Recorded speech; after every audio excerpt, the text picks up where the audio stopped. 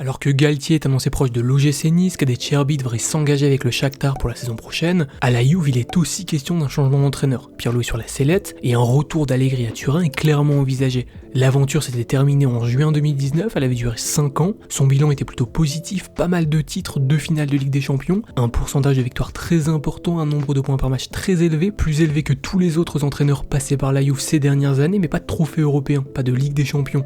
Un très long mandat à vérifier, mais ça doit être le gars qui est resté le plus longtemps sur le banc de la Juve, et malheureusement il n'a pas atteint l'objectif fixé. Il n'a pas réalisé le rêve des supporters, il n'a pas été à la hauteur des ambitions du club. Il a touché du doigt le trophée, mais il ne l'a pas soulevé. 2018-2019, c'est la saison où la Juve balance plus de 100 millions sur Cristiano Ronaldo, donc la saison durant laquelle le club montre clairement ses ambitions en recrutant un monstre absolu dans la compétition qu'il souhaite remporter. Mais c'est aussi la saison durant laquelle le club va se faire éliminer par l'Ajax en quart de finale. La Juve venait donc de perdre pas mal d'argent, était en train de se rendre compte que Ronaldo n'était pas l'ingrédient secret d'une victoire finale en C1 et ont un peu agi dans la panique. Ronaldo avait genre 34 ans, le temps était compté, le joueur était vu comme une arme ultra efficace, ultra expérimentée, ultra adaptée aux objectifs du club, mais il était surtout vu comme une arme à durée limitée. Arrivé à 34 ans, le temps pouvait lui faire du mal. Le club avait fait un pari en le recrutant, Cristiano Ronaldo devait être celui qui couronnera la Juve avec une Ligue des Champions, elle devait arriver vite et malheureusement, après cette première saison, Allegri était vu comme un obstacle à la réussite du club, comme la cause de l'échec, donc il est parti.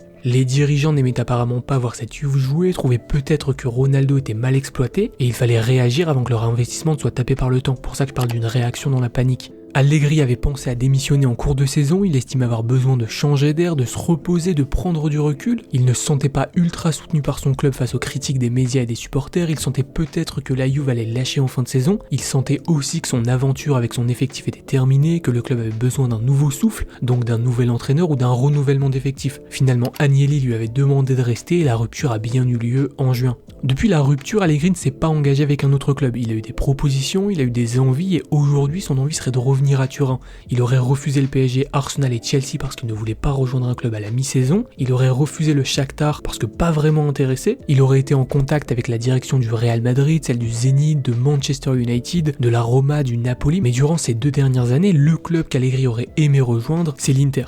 Rappelez-vous, c'était en fin de saison dernière, quand Conte était annoncé vers la sortie, Allegri était la priorité du club, la priorité de Marotta, il s'était vraiment chauffé pour venir, était séduit par le projet, mais finalement Conte est resté. Aujourd'hui on parle de lui pour un retour à la Juve, et c'est clairement une idée qu'il ferait bander, autant qu'une arrivée sur le banc de l'Inter l'an dernier. C'est la seconde vraie envie qu'il a depuis son départ en 2019, il a eu l'Inter, aujourd'hui c'est la Juve. Et pour la Juve, il a un vrai projet en tête. Faut bien comprendre que quand on lui proposait Arsenal, il devait se pencher sur la situation pour imaginer un plan et ses ficelles. Là, avec la Juve, rien que l'idée d'un retour l'a stimulé, l'a inspiré. Il sait exactement ce qu'il veut, il sait comment gagner et veut absolument rattraper le temps perdu. Selon la presse italienne, ce que veut Allegri, pour commencer, c'est une petite révolution. Le club l'avait déjà prévu, d'ailleurs j'en ai fait une vidéo il y a quelques semaines, et Allegri serait le premier à en avoir parlé au club. Quand la Juve fait Ronaldo en 2018, Allegri dit déjà à la direction que ça ne suffira pas, que l'effectif a besoin d'être renouvelé. S'il revient, la Juve doit faire sa révolution. Dans ma vidéo sur la Juve, j'évoquais un départ de Dybala, la direction du club serait clairement pour, Allegri est contre. Son arrivée pourrait d'ailleurs convaincre le joueur de rester, ça c'est clairement un truc qu'il faut mettre en avant. L'espoir autour d'une prolongation de Dybala semblait mourir, Allegri le réanime.